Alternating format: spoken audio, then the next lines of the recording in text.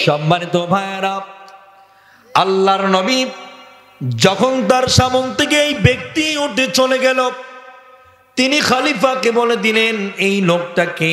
তিনি বললেন ইনি হলেন জিবরাইল আমিন। তার মানে বোঝা গেল আল্লাহর নবীর কাছে কিভাবে প্রশ্ন উত্তর করা লাগবে, কিভাবে কথা বক্তব্যের ভাব আদান প্রদান করা লাগবে, সেগুলোর শিক্ষা দেওয়ার জন্যে হযরত জিবরাইল আলাইহিস সালাতু ওয়াস সালামকে আল্লাহ পাক পাঠিয়েছে। কে পাঠিয়েছে? আল্লাহ পাক। আমার প্রিয় ভাইরা, মহান আল্লাহ রাব্বুল আলামিন তার হাবিবকে দিয়ে ইসলামের বিভিন্ন দিক নির্দেশনা শিক্ষা দেওয়ার জন্য জিবরাইল আলাইহিস সালাতু ওয়াস সালামকে পাঠিয়ে দিয়েছে। আমার প্রিয় কলিজার টুকরারা, ইসলাম কিন্তু আসলে ভালোবাসা দিয়ে পাওয়া যায় না। ইসলামকে আসলে পাইতে গেলে প্র্যাকটিক্যালে আল্লাহ এবং রসুলকে রাজি খুশি করতে হয়। কি করতে হয়? আল্লাহ এবং রাসূলকে রাজি খুশি করা লাগে।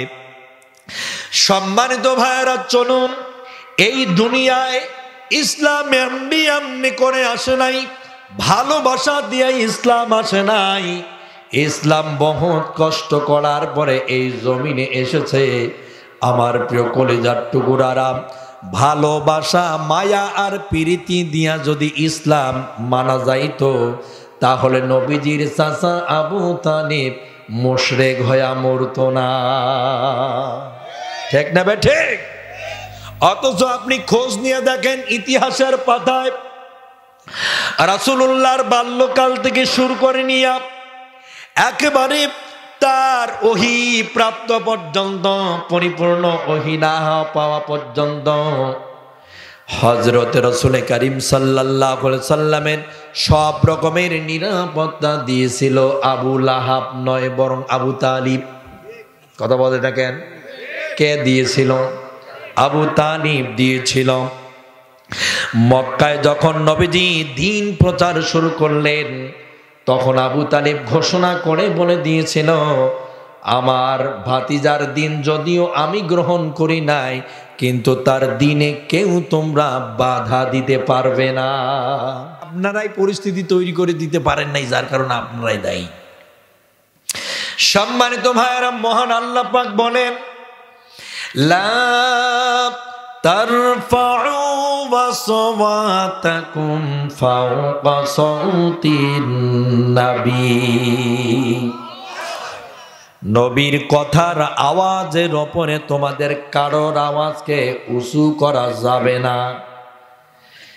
নবীজির প্রতি এই নির্দেশনা নাজিল হয়ে গেল যখন, সাহাবায়ে কেরাম নবীজিকে প্রশ্ন করতে ভয় পেয়ে গেল ঠিক তখন। ঠিক না বে ঠিক? কথা বলে না, মাথা নাড়ায়, কথা কর না কেন? ঠিক না বে ঠিক? খলিফাতুল মুসলিমিন হযরত উমর ইবনুল খাত্তাব রাদিয়াল্লাহু তাআলা আনহু এই হাদিস খানা বর্ণনা করেন।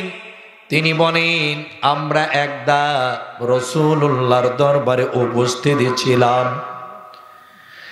এমন সময় একজন আগন্তুক ব্যক্তি রাসূলুল্লাহর সামনে উপস্থিত হয়ে গেল। তার পরনে ছিল সাদা ধবধবে পাঞ্জাবি অর্থাৎ কর্তা, মাথার চুলগুলো ছিল একেবারে কালো কুচকুচে, তার মাঝে কোনো সফরের চিহ্ন দৃষ্ট হয় নাই। লোকটা এসে বিশ্ব নবীর সামনে বসলেন এবং হাঁটু দুটা রসুলের হাঁটুর সঙ্গে মিলালেন। আল্লাহর নবীর মুখের দিকে তাকাচ্ছেন। নবীজির মুখের দিকে তাকায়া আল্লাহর হাবিবকে বলে দিলেন, মুহাম্মদ সাল্লাল্লাহু আলাইহি ওয়াসাল্লাম, আখবিরিনি আনিল ইসলাম।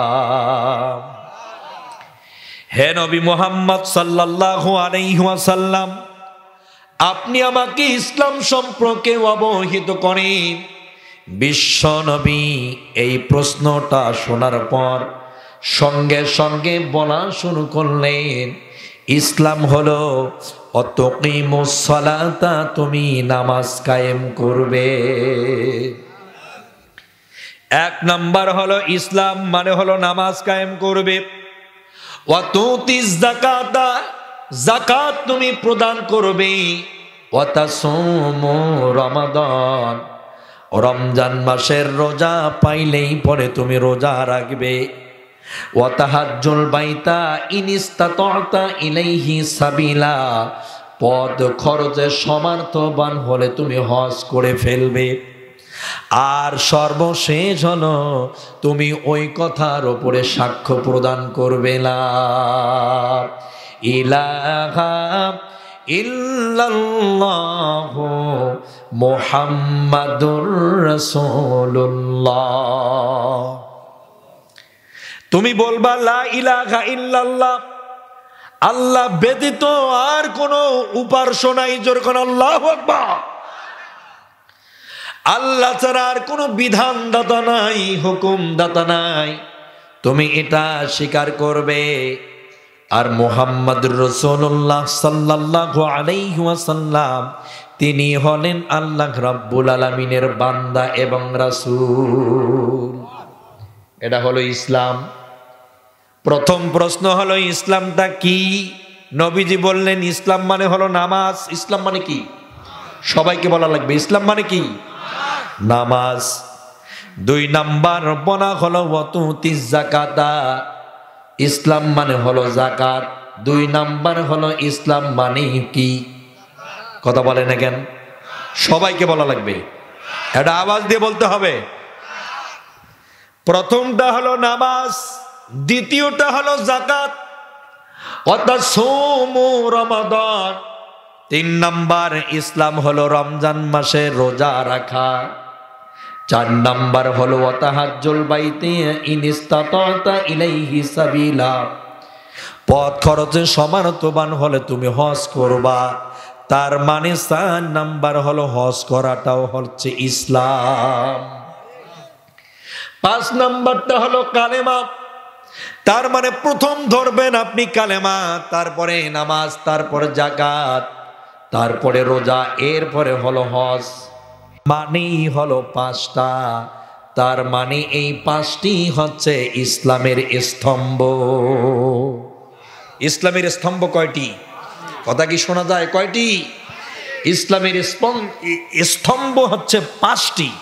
প্রথম হচ্ছে আপনার এই পাঁচটি জিনিসের দুইটি যদি না থাকে তাহলে ইসলামের দুইটি জিনিস আপনার মাঝে নাই। তিন নাম্বার জিনিসটাও যদি না থাকে তাহলে আপনার তৃতীয় ইসলামের খুঁটি তৃতীয়টা নাই। চতুর্থটা যদি না থাকে তাহলে চতুর্থ স্তম্ভের খুঁটি আপনার ইসলামের নাই। ঠিক না বেঠিক? সম্মানিত ভাইয়েরা, নবীজিকে প্রশ্ন করা হয়েছে ইসলাম মানে কি? নবীজি বলেছে পাঁচটি। কয়টি? জোরে বলা লাগবে কয়টি? সম্মানিত ভাইয়েরা, আমি কিন্তু কষ্ট করে কথা বলতেছি, উত্তরগুলো সঠিকভাবে দেওয়া লাগবে। প্রচুর কষ্ট হইতেছে, তারপরেও বলবো, কিন্তু আপনাদের সাড়া দিতে হবে। আপনাদের প্রথমটা হলো আপনাদের এই ইসলাম মানে হলো পাঁচটি বলা হয়েছে। দ্বিতীয়ত আল্লাহর রসুলকে প্রশ্ন করা হলো, হুজুর এবার আপনি বলেন ইয়া মুহাম্মদ সাল্লাল্লাহু আলাইহি ওয়াসাল্লাম আখবিরিনি আনিল ইহসান। হে রাসূল, এবার আপনি ইহসান সম্পর্কে আমাকে অবহিত করেন। বিশ্বনবী বলেন ইহসান হলো এই যে তুমি এমন ভাবে নামাজ আদায় করবা যে নামাজে তুমি তোমার আল্লাহকে দেখতে পাও। কাকে দেখতে পাও?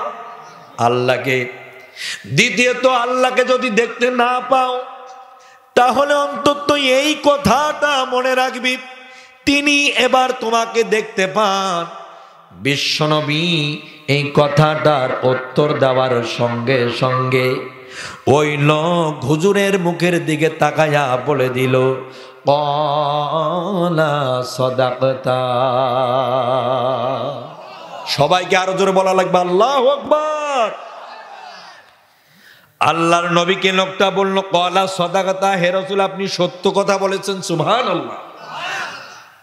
তার মানে যেই লোক নবীজিকে প্রশ্ন করে সেই লোক আবার প্রশ্নের উত্তর সত্যায়ন করে, মানে উত্তর সঠিক হয়েছে কি হয় নাই সেটা আবার সত্যায়ন করতে পারে।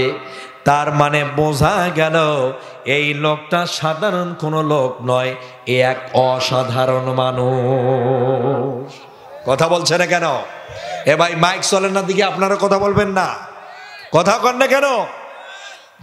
সম্মানিত ভাইজানেরা, মহান আল্লাহ পাক বলেছেন, হে রাসূল আপনি এই ইসলাম সম্পর্কে অবহিত করে দেন। 3 নম্বরে লোকটা এবার হুজুরের মুখের দিকে তাকায়া আবার আর একটা প্রশ্ন করে দিয়েছে, ইয়া মুহাম্মদ সাল্লাল্লাহু আলাইহি ওয়াসাল্লাম আখবিরিনি আনিস সাআতিহি। হে রাসূল এবার আপনি বলেন তো, আনিস সাআতিহি, কিয়ামত কোন দিন হবে? বিশ্ব নবী বলেন, কিয়ামত কোন দিন হবে জিজ্ঞাসিত ব্যক্তি ব্যতীত তা আমার জানা নাই। রাসূলুল্লাহ যখন এই কথাটা বলে দিলেন, কিয়ামত কোন দিন হবে, কখন হবে, কোন সময় হবে তা আমি জানি না, তখন সাহাবা একরাম আশেপাশে সবাই সবার কানে কানে বলা বলি শুরু হয়ে গেল, কি ব্যাপার এই লোকটা কেড়ে যে লোক নবীজিকে প্রশ্ন করে আবার প্রশ্নের উত্তর সঠিক হচ্ছে কি হচ্ছে না সেটাও আবার যাচাই করার মতো ক্ষমতা রাখে। কি রাখে? যেই লোক প্রশ্ন করে সেই লোক আবার উত্তরের সত্যায়ন সঠিক হয়েছে কি হয় নাই সেটা আবার পরিষ্কার করার জন্যে নিজেই আবার সাক্ষ্য দেয়। তার মানে এই মানুষটা কোনো সাধারণ মানুষ না, এই মানুষ হচ্ছে এক অসাধারণ মানুষ। কথা বলে না কেন? এই মানুষটা কি সাধারণ মানুষ হতে পারে? আমার প্রিয় ভাইয়েরা, আল্লাহর নবী তাকিয়ে আছেন, আবার লোকটি বললেন, হে রাসূল তাহলে কিয়ামত যে হয়ে যাবি তার কি কোনো আলামত নাই?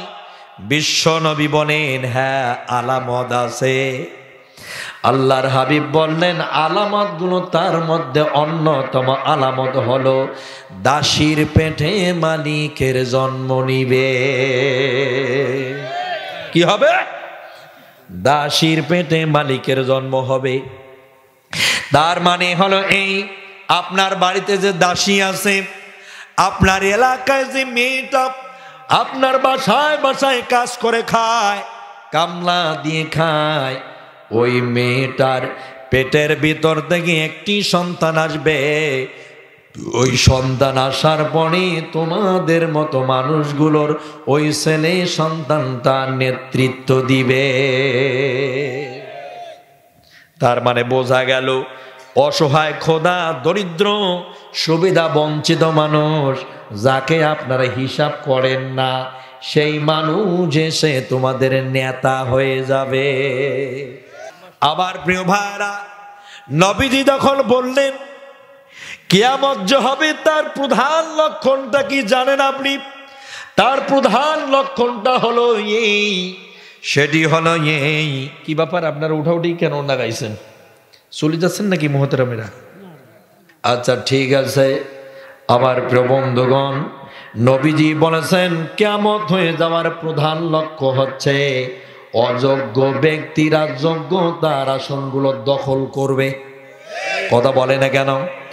আর যোগ্য ব্যক্তিদেরকে লাঞ্ছিত অবহেলিত করা হবে।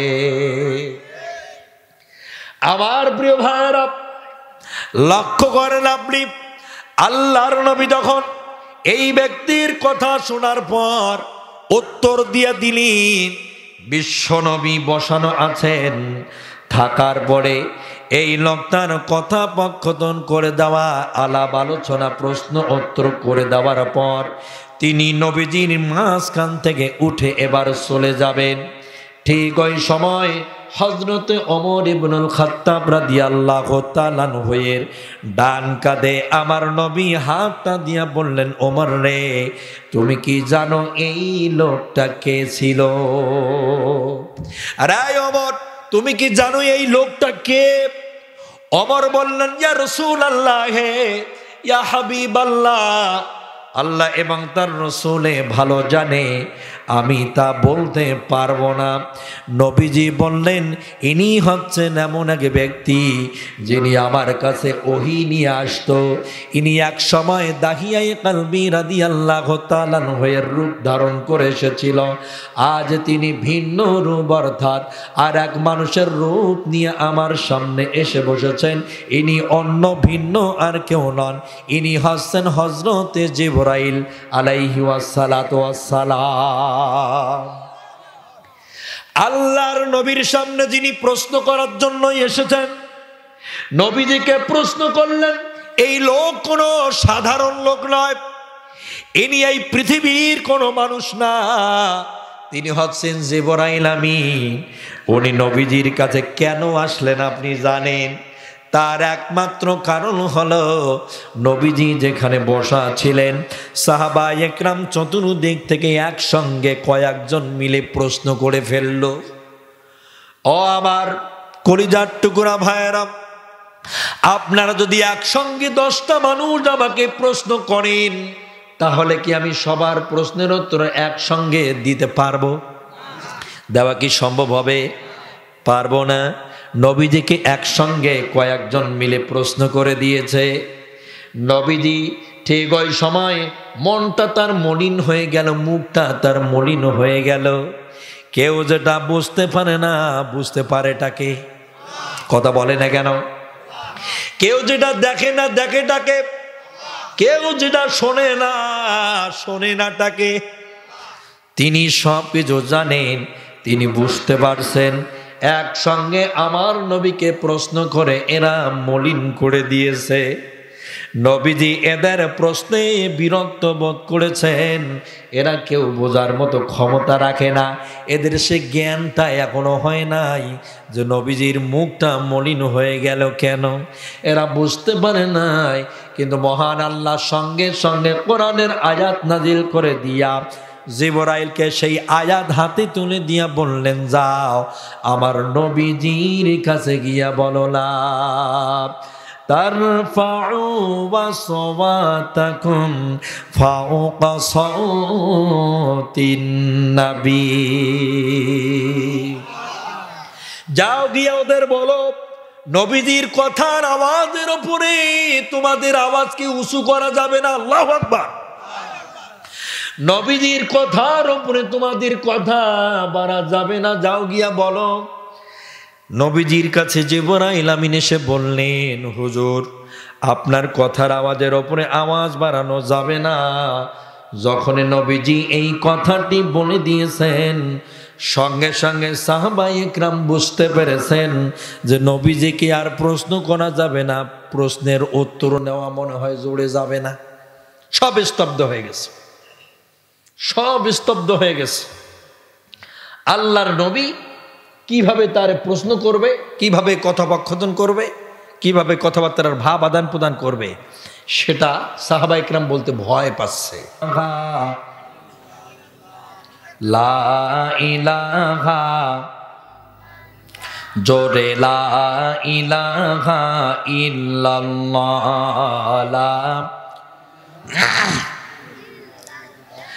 লা ইলাহা ইল্লাল্লাহু মুহাম্মাদুর রাসূলুল্লাহ। জোরে বলেন সাল্লাল্লাহু আলাইহি ওয়াসাল্লাম। সম্মানিত ভাইয়েরা, এখন কি পেছনে শোনা যায়? হালকা একটু যায়, মারহাবা। সম্মানিত ভাইয়েরা, আল্লাহর নবী যখন তার সামন থেকে এই ব্যক্তি উঠে চলে গেল, তিনি খলিফাকে বলে দিলেন, এই লোকটাকে? তিনি বললেন, ইনি হলেন জিবরাইল আমিন। তার মানে বোঝা গেল আল্লাহর নবীর কাছে কিভাবে প্রশ্ন উত্তর করা লাগবে কিভাবে কথা বক্ষদনের ভাব আদান প্রদান করা লাগবে সেগুলোর শিক্ষা দেওয়ার জন্যে হযরত জিবরাইল আলাইহিস সালাতু ওয়াস সালামকে আল্লাহ পাক পাঠিয়েছে। কে পাঠিয়েছে? আল্লাহ পাক। আমার প্রিয় ভাইরা, মহান আল্লাহ রাব্বুল আলামিন তার হাবিবকে দিয়ে ইসলামের বিভিন্ন দিক নির্দেশনা শিক্ষা দেওয়ার জন্য জিবরাইল আলাইহিস সালাতু ওয়াস সালামকে পাঠিয়ে দিয়েছে। আমার প্রিয় কলিজার টুকরারা, ইসলাম কিন্তু আসলে ভালোবাসা দিয়া পাওয়া যায় না। ইসলামকে আসলে পাইতে গেলে প্র্যাকটিক্যালে আল্লাহ এবং রসুলকে রাজি খুশি করতে হয়। কি করতে হয়? আল্লাহ এবং রাসূলকে রাজি খুশি করা লাগে। সম্মানিত ভাইয়েরা, চলুন, এই দুনিয়ায় ইসলাম এমনি এমনি করে আসে নাই, ভালোবাসা দিয়ে ইসলাম আসে নাই। ইসলাম বহুত কষ্ট করার পরে এই জমিনে এসেছে। আমার প্রিয় কলিজার টুকুরারা, ভালোবাসা মায়া আর প্রীতি দিয়া যদি ইসলাম মানা যাইতো তাহলে নবীজির চাচা আবু তালিব মুশরিক হয়ে মরতো না। ঠিক না ঠিক? অথচ আপনি খোঁজ নিয়ে দেখেন ইতিহাসের পাতায় রাসূলুল্লাহর বাল্যকাল থেকে শুরু করে নিয়ে একেবারে তার ওহী প্রাপ্ত পর্যন্ত, পরিপূর্ণ ওহী না পাওয়া পর্যন্ত হযরত রাসূল করিম সাল্লাল্লাহু আলাইহি সাল্লামের সব রকমের নিরাপত্তা দিয়েছিল আবু লাহাব নয়, বরং আবু তালিব। কথা বলতে থাকেন, কে দিয়েছিল? আবু তালিব দিয়েছিল। মক্কায় যখন নবীজি দ্বীন প্রচার শুরু করলেন তখন আবু তালিব ঘোষণা করে বলে দিয়েছিল, আমার ভাতিজার দিন যদিও আমি গ্রহণ করি নাই, কিন্তু তার দিনে কেউ তোমরা বাধা দিতে পারবে না। যদি বাধা দাও তাহলে আমি আবু তালিব তোমাদের পরিষ্কার ভাবে জানিয়ে দিচ্ছি, আমার ভাতিজাকে কষ্ট দেওয়ার অপরাধে আমি তাদের ছাড় দেব না। তার মানে বাংলাদেশে আলেমদেরকে পছন্দ করে, আলেমদের ভালোবাসে। এখন ইদানিং দেখা যাচ্ছে তারাই আবার আলেম ও ইসলামের বাস দেওয়ার জন্য কথা বলছে। আমার প্রিয় ভাইয়েরা, আপনি কি জানেন আবু তালিবের মতো ভালোবাসাই এদেরও? সম্মানিত ভাইয়েরা, ভালোবাসা দিয়ে ইসলাম পাওয়া যায় না। আবু তালিব বিশ্বনবী যখন বাল্যকাল পর্যন্ত, নবীজির জন্মের পরেই আল্লাহর হাবিব জানতে পারেন জন্মের আগে বাবাকে থেকে এতিম হয়ে গেছে। জন্মের পরে বাবার কবর দেখতে গেছে মাকে নিয়া। সেখানে গিয়া মরুর প্রান্তরে ঝড়ো হাওয়া, বালুকাময় ঝড়ো হাওয়া হয়ে সেই জায়গায় মা আমেনাও ইন্তেকাল ফরমান। তার মানে বাবা থেকে ইয়াতিম, মা থেকেও তিনি ইয়াতিম হয়ে গেলেন। সেই জায়গা থেকে ফেরত আসার পর হযরত রাসূল করিম সাল্লাল্লাহু আলাইহি ওয়াসাল্লাম মক্কার নিয়ম ও নীতি অনুযায়ী যদি কোনো ভাতিজার বাবা মা মারা যায় তাহলে ওই ভাতিজা ভাতিজির দায়িত্বভার চাচা চাচির উপরে বর্তায়। ওই নিয়ম অনুযায়ী আবু তালিবের উপরে ভাতিজা মুহাম্মদের দায়িত্ব পড়ে গেল। সুবহানাল্লাহ। আবু তালিব দিন রাত মুহাম্মদ সাল্লাল্লাহু আলাইহি ওয়াসাল্লামকে চোখে দেখে দেখে রাখতেন, কখনোই তিনি কষ্ট দিতেন না। এমনকি যখন বিশ্বনবী মুহাম্মদুর রাসূলুল্লাহ সাল্লাল্লাহু আলাইহি ওয়াসাল্লাম শাম সিরিয়ায় নবীজির চাচা আবু তালিব ব্যবসা বাণিজ্যে গিয়েছিলেন, তখন তার চাচার সঙ্গে মানে আবু তালিবের সঙ্গে ব্যবসায় গিয়েছে। আবু তালিব ভাতিজা মুহাম্মদকে ছাড়তেই পারে না। ভাতিজাকে ছেড়ে গেলে যেন কোথাও আবু তালেব শান্তি পায় না। মুখে ছোট্ট বানা গোস্ত ঢুকায়া চিবায়া চিবায়া নরম করে আবু তালিব ভাতিজা মুহাম্মাদের মুখের মধ্যে ঢুকিয়ে দিয়েছে। সম্মানিত ভাইরা, আবু তালিব ভাতিজা মুহাম্মাদের মুখে গোশত চিবাইয়া নরম করে তার মুখের ভিতরে ঢুকে দিয়েছে। সেই আবু তালিব একবার বাণিজ্যে কাফেলা নিয়ে মুহাম্মদ সাল্লাল্লাহু আলাইহি ওয়াসাল্লাম তার সঙ্গে সিরিয়া গিয়েছি। ব্যবসা বাণিজ্যে বুহায়রা রাহে একটি জায়গায় ধ্যানমগ্ন অবস্থায় বসা ছিলেন। তিনি চোখ বন্ধ করে গবেষণায় রত ছিলেন। চক্ষুনেই দেখতে পেলেন মক্কা থেকে একটি কাফেলা সিরিয়ায় প্রবেশ করেছে। চক্ষুনেই মুহাম্মদুর রাসূলুল্লাহ সাল্লাল্লাহু আলাইহি ওয়াসাল্লামের হাত ধরলেন। কি করলেন? হাত ধরলেন। মুহাম্মদ সাল্লাল্লাহু আলাইহি ওয়াসাল্লামের হাত ধরলেন আর বুহায়রা রাহে বললেন, এই ছেলেটাকে যার অপেক্ষায় আমি দীর্ঘদিন ধরে এখানে মাশগুল রয়েছি, অপেক্ষা করতেছিলাম, এই ছেলেটাকে। আবু তালিব বললেন, এই ছেলেটা হচ্ছে আমার কলিজার টুকুরা। ওর নাম হচ্ছে, মা তাকে আদর করে ডাকতো আহাম্মদ, আর তার রব অর্থাৎ মহান আল্লাহ নাম দিয়েছে মুহাম্মদ। মা তাকে আদর করে ডাকতো আহাম্মদ, আর মহান আল্লাহ নাম দিয়েছেন ওয়ামা মুহাম্মাদুন ইল্লা রাসূলুল্লাহ।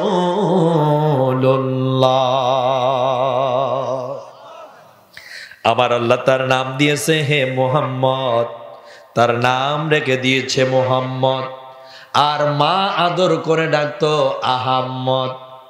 সম্মানিত ভাইয়েরা, সেই ব্যক্তি শাম সিরিয়ায় চাচার সঙ্গে সফরে গিয়েছে ব্যবসা বাণিজ্যে। বুহায়রা রায় ভাত ধরে বললেন, আমি তো এরই অপেক্ষায় ছিলাম দীর্ঘদিন ধরে। আমি তাওরাতে পড়েছি, আমি ইনজিলে পড়েছি, আমি অন্যান্য ধর্মগ্রন্থে পড়েছি, এই শাম সিরিয়া রাস্তার মধ্যে এই পৃথিবীর মহামানব আশরাফুল আম্বিয়া জনাবে মুহাম্মদুর রাসূলুল্লাহ সাল্লাল্লাহু আলাইহি ওয়াসাল্লাম এই রাস্তা দিয়ে আসবেন। আমি তো সেই মুহাম্মাদের অপেক্ষায় ছিলাম, আজ তার দেখা পেয়ে গেলাম। জোর করে আল্লাহু আকবার। আবু তালিবকে বললেন, এই ছেলে আপনার যদি ভাতিজা হয় তাহলে আপনার কাছে অনুরোধের সাথে বলছি, দয়া করে এই ছেলেটাকে দ্রুত এই জায়গা থেকে সরে ফেলুন, মানে এখন তাকে ব্যাক করে আবার মক্কায় নিয়ে চলে যান। না হলে শুনে রাখেন, এই শামসেরিয়ার বিভিন্ন পাহাড়ের পদদেশে হাজার হাজার প্রায় ৭০,০০০-এর মতো ইহুদি খ্রিস্টানরা অস্ত্রে শস্ত্রে সজ্জিত হয়ে তারা প্রস্তুত নিয়ে রেডি হয়ে আছেন। তাওরাত ইনজিলের পড়া অনুযায়ী তারা জানে এই রাস্তা দিয়ে আসবে এই পৃথিবীর মহামানব, তিনি হবেন আশরাফুল আম্বিয়া। ওনাকে দেখতে পেলেই এরা হত্যা করে ফেলবে। আপনি দ্রুত নিয়ে চলে যান, না হলে আপনি আপনার ভাতিজাকে বাঁচাতে পারবেন না। আবু তালিব সঙ্গে সঙ্গে বাণিজ্যিক কাফেলা ব্যবসা সব সেখানে বাদ দিয়া তিনি এবার মক্কার উদ্দেশ্যে বেরিয়ে আসলেন। আসার পরে এসে বললেন, বাবা মুহাম্মদ রে, তুই আমার কলিজার টুকরা, তুই আমার জানের জান, তোর জন্য আজ আমি ব্যবসা বাদ দিয়েছি। জোরকান মারহাবা। মুহাম্মাদের জন্য যে মানুষ ব্যবসা বাদ দিল, মুহাম্মাদের জন্য যে মানুষ কাফেলা বাদ দিয়া মক্কায় ঘুরে আসতে পারে, সেই মানুষের ভালোবাসা মুহাম্মাদের প্রতি কম না বেশি? কথা না বললে কি বুঝি? বেশি না কম? অনেক বেশি। আমার প্রিয় ভাইরা, মক্কায় আসার পরে মুহাম্মদ সাল্লাল্লাহু আলাইহি ওয়াসাল্লামকে আবু তালিব বলল, বাবারে, আসলে সত্য কথা, তোমার আল্লাহ সত্য, আমাদের এই দেব দেবীগুলো হচ্ছে সব ভুয়া। বাবা, এই যে কাবা ঘরের ভিতরে 360টা মূর্তি রয়েছে, এগুলো আমাদের অরিজিনাল খোদা না, এগুলো আমাদের অরিজিনাল স্রষ্টা না, বরং আমরা এগুলো নিজের হাতে বানাইছি, মানে এগুলো আমরা সৃষ্টি করেছি, মানে এগুলোর খোদা আমরা। কথা বলে না কেন? ওরা আমাদের খোদা হতে পারে না, বরং তোমার আল্লাহ বড় সত্য। একটু জোরে কইবেন না ঠিক না বেটে? আমার প্রিয় বন্ধুগণ, বুঝতে হবে, কষ্ট করে বলছি, আপনাদেরও ভালোভাবে শোনা লাগবে। আমার প্রিয় কলিজার টুকরা ভাইয়েরা, আবু তালিবকে দিকে মুহাম্মদকে নিয়ে আসার কারণে ভিন্ন দিকে এই বুহায়রা রাহেবকে ওরা গ্রেপ্তার করে ফেলল। ইহুদি খ্রিস্টানরা বুহায়রা রাহেবকে ধরে ফেলল, বলল তুমি কেন মুহাম্মদকে এই রাস্তা থেকে ব্যাক করে আবার মক্কায় পাঠিয়েছো? বুহায়রা রাহেব বলল, শোনো রে, ভালো করে শোনো, খ্রিস্ট জগৎ, ও ইহুদিরা, ও ইসলাম বিদ্বেষী শক্তিরা, ভালো করে শুনে নাও, আমার পরে যিনি আসবেন, মানে এই পৃথিবীতে এমন এক মহামানব আসার কথা ছিল, যাকে হিন্দুরা বলে বিষ্ণু ইয়াসির। হিন্দুরা বলে বিষ্ণু ইয়াসির এই পৃথিবীতে আসবে, আর ওরা জানে না বিষ্ণু ইয়াসির মানেই হচ্ছে মুহাম্মদুর রাসূলুল্লাহ। ওরা জানেই না। সম্মানিত ভাইয়েরা, বিষ্ণু ইয়াসুর আছে এই দুনিয়ায় শান্তি প্রতিষ্ঠা করবে। তেনার একটা সাদা ঘোড়া হবে, ডান হাতে একটা তরবারি নিয়া তিনি যুদ্ধের ময়দানে যাবেন, বাম হাতে তার থাকবে একটা ঢাল, সাদা একটা ঘোড়ার উপরে উঠে বসবেন। তিনি যদি দেখতে যান, তাহলে নবীজির যে ঘোড়াটা ছিল সেটা সাদা ছিল। কি ছিল? সাদা ছিল। নবীজি জিহাদের ময়দানে 27টা জিহাদ করেছেন, ডান হাতে তিনি তরবারি তুলে নিয়েছিলেন, বাম হাতে নবীজি ঢাল ব্যবহার করেছিলেন। তিনি মরুর প্রান্তরে সত্য প্রতিষ্ঠা করে গেছে। কথা বলেন ঠিক কি না?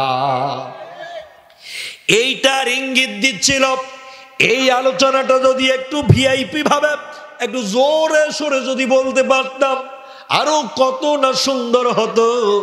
আমার প্রিয় ভাইয়েরা, আমার নবীজি যখন চলে আসলেন, ইসলাম বিরোধী শক্তি ঠিক ওই সময় বুহায়রা রাহেবকে ধরে ফেলল, বলল আপনার পরে কি আর কোনো বড় গৌতম ব্যক্তিত্ব দুনিয়াতে আসবে?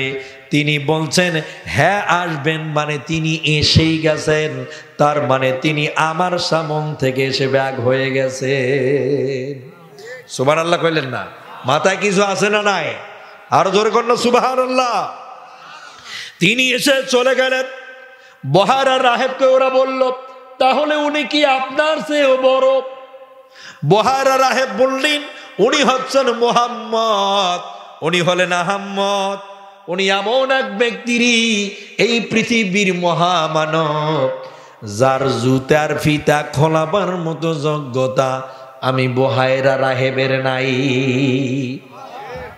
আমি যদি আজ বয়োবৃদ্ধ না হতাম, আমার শরীরের চামড়াগুলো যদি আজ ঢিল হয়ে না যেত, আমি যদি আজ যুবক থাকতাম, আমি যদি আজ ইয়াং থাকতাম, আমি যদি আজ পরিষ্কার ভাবে চলতে পারতাম, শরীরে যদি আমার বল থাকতো, তাহলে শোনে না ও ইসলাম বিরোধী শক্তি রে, আমি বুহায়রা রাহেব মুহাম্মাদের হাতে বায়াত নিয়ে ইসলাম গ্রহণ করতাম, আমি দিন গ্রহণ করে ফেলতাম। কিন্তু কপাল খারাপ, আমি যুবক এখন নই, আমার শরীরে শক্তি নাই। ইনি হচ্ছেন সেই মুহাম্মদ সাল্লাল্লাহু আলাইহি ওয়াসাল্লাম, যিনি মক্কার মাটিতে চাচার সঙ্গে শামসিরিয়া থেকে তিনি ব্যাগ হয়ে আসলেন। আমার প্রিয় কলিজার টুকরা ভাইয়েরা, মক্কার মাটিতে আবু তালিব নবীজিকে নিয়ে আসার পর মক্কার মাটিতে বিশ্ব নবী মুহাম্মদুর রাসূলুল্লাহর প্রতি ওহী নাজিল হওয়া শুরু হলো। আল্লাহু আকবার। কোরআন নাজিল হচ্ছে, নবীজিকে বলা হচ্ছে, হে নবী আপনি মানুষদেরকে ডাকেন, আমার রিসালাতের কথা বলেন। যদি আপনি মানুষদেরকে ইসলামের পথে না ডাকেন, না আসতে বলেন, তাহলে রিসালাতের দায়িত্ব তো পালন করা হবে না।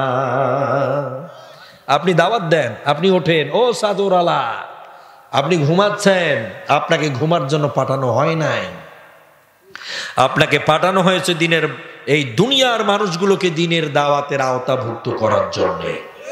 কথা বলে না কেন? সম্মানিত ভাইরা, আপনারা কি বেজার হয়েছেন? বেজার হয়েছেন? হয় কোনো লাভ নাই। সম্মানিত ভাইরা, নবীজি মক্কায় ওহী পেল, মানুষগুলাকে ওহীর আওতায় নিয়ে আসার জন্য সর্বাত্মক চেষ্টা চালালো, কিন্তু মক্কার মানুষগুলো দুই ভাগে বিভক্ত হয়ে গেল। কেউ নবীজির দাওয়াত গ্রহণ করলো রে, আবার কেউ নবীজির দাওয়াতের বিরোধিতা করলো।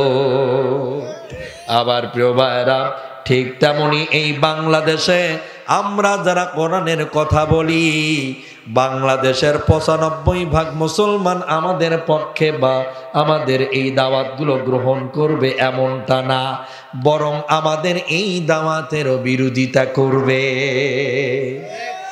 যেখানে ১৫ থেকে ২০ লক্ষ মানুষ, ২৫ লক্ষ মানুষ কোরআন শুনতে যায়, সবাই তাকে ভালোবাসে, আলোচনা শুনে মুগ্ধ হয়ে যায়, অথচ বাংলাদেশের কিছু এমপি মন্ত্রীরা গুন্দর মন্দর করা শুরু করে দেয়।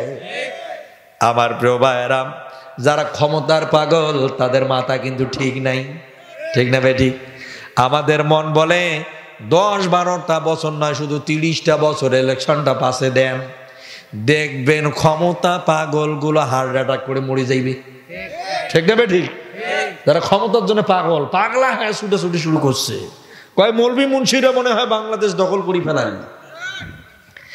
এদের ওয়াজ শোনার জন্য এক মিজানুর রহমান আজহারির বক্তব্যে ১০ লাখ, ২০ লাখ, ১৫ লাখ, ২৫ লাখ মানুষ হয়। এইটা দেখার পরে কলিজায় যে কি জ্বালা রে ভাই, এ জ্বালা তাদের কোনো কিছু দিয়ে মিটাইতে পারে না। কথা বলেন ঠিক কিনা? খুব কষ্ট হচ্ছে। আল্লাহু আকবার। সম্মানিত ভাইয়েরা, কাবার চত্বরে যখন নবীজি দাওয়াত দেওয়া শুরু করলেন, বিভিন্ন দিক থেকে মানুষ দাওয়াত নেওয়া শুরু করেছে। ব্যাপকভাবে মানুষ আগ্রহী হলো, দিন গ্রহণ করে নিল। অন্য মানুষ বিরোধিতা করার আগে নবীজির ফ্যামিলি এবং আত্মীয় বংশের যারা আছে তারাই বিরোধিতা শুরু করছে। করে নাই? কথা বলে না কেন? করে নাই? যেমন আবু লাহাব, নবীজির ঘরের পিছনেই তার বাড়ি, সে বিরোধিতা করছে। কথা বলে না কেন? আর একটু জোরে কন্ত। এমনি এটা চলে না, আপনারা উৎসাহ দিবেন, আমি আরো আলোচনা চালাবো। তা দেখতেছি আপনারা কথা বলেন না। সম্মানিত ভাইয়েরা, আপন জনেরা বেশি বিরোধিতা করেছে। ঘরের পিছনে যে লোকটা, ও নিজে বিরোধিতা করেছে। কোরআন শরীফে কোন কাফেরের নাম ধরে আমার আল্লাহ তাআলা সরাসরি গালিগালাজ করে নাই, কিন্তু নবীজির ঘর আর একজন ব্যক্তির ঘর, একটি দেয়াল, পিছনের বাসা হলো আবু লাহাবের, সামনের বাণীটাই হচ্ছে মুহাম্মদ সাল্লাল্লাহু আলাইহি ওয়াসাল্লামের। অথচ অন্য ভিন্ন কোন কাফেরের বিরুদ্ধে আয়াত নাজিল হলো না। আয়াত নাজিল হলো, সূরা নাজিল হলো আবু লাহাবের বিরুদ্ধে। কারণ আপনজন হয়েও বিরোধিতা করছে। বাংলাদেশে যারা আলেমদের সঙ্গে মিলে মিশে চলেছিল, যখন আলেমদের রেজাল্ট ভালো, তখন তারা আলেমদের এখন শত্রু বানাইতে চায়, শত্রু মনে করতে চাইছেন। আপনাদের পরিষ্কার ভাবে বলে দিচ্ছি, আমার প্রিয় ভাইয়েরা, মনে রাখবেন, ঘরের শত্রু বড় শত্রু, বাইরের শত্রু কোন শত্রু না। আমার প্রিয় ভাইয়েরা, আবু তালিবের কথা আগে বলবো, পরে আবু লাহাবের কথাটা বলবো। বুঝতে হবে কথাগুলো। একটা পর্যন্ত আলোচনা হবে। মাইক যেহেতু ডিস্টার্ব, কথা আমাকে বলতেই হবে, কারণ আমার পিছনে বহু টাকা আবু বকর ভাইয়েরা খরচ করছে। আমার প্রিয় ভাইয়েরা, এজন্য আলোচনা আমি করেই ছাড়ব। চলবে কতক্ষণ? কারা কারা দেখে লিল্লাহে থাকবে? আল্লাহ কবুল করুক।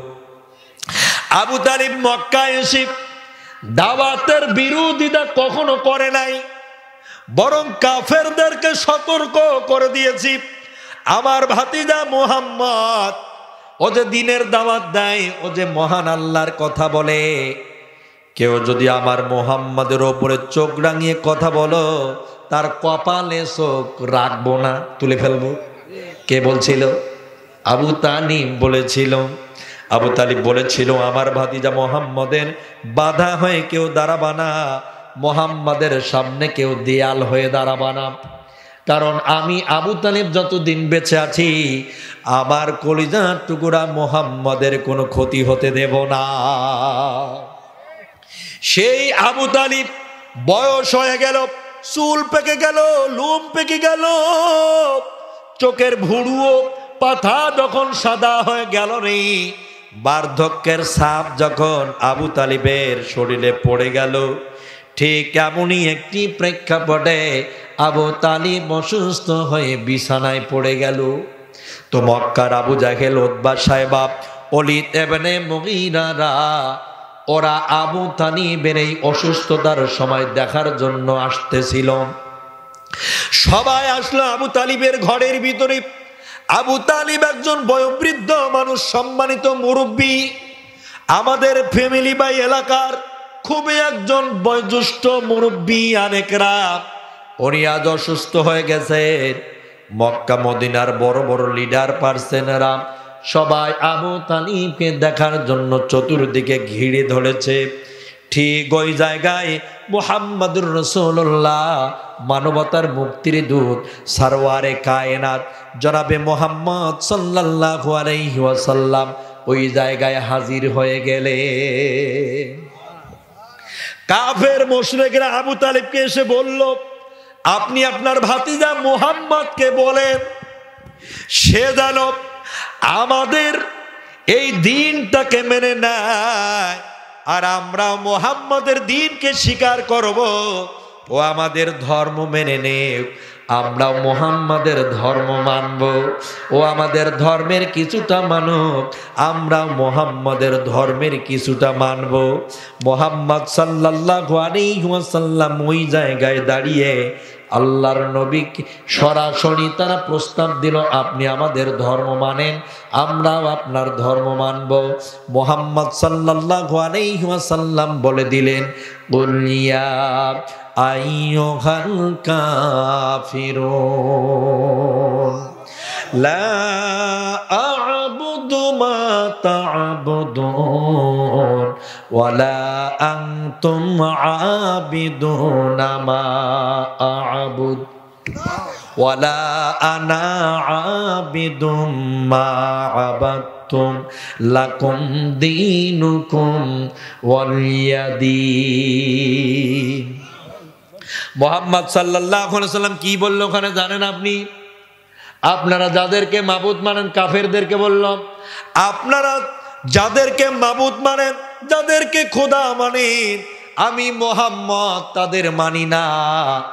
আর আমি যাকে আল্লাহ মানি, তোমরা কাফেররা সেই আল্লাহকে মানো না।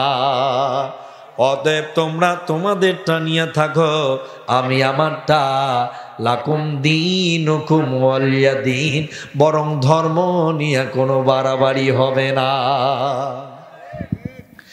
মুহাম্মদ সাল্লাল্লাহু আলাইহি ওয়াসাল্লাম ওই জায়গায় বলে দিল, তোমরা তোমাদেরটা, আমি আমারটা, কোনো বাড়াবাড়ি হবে না।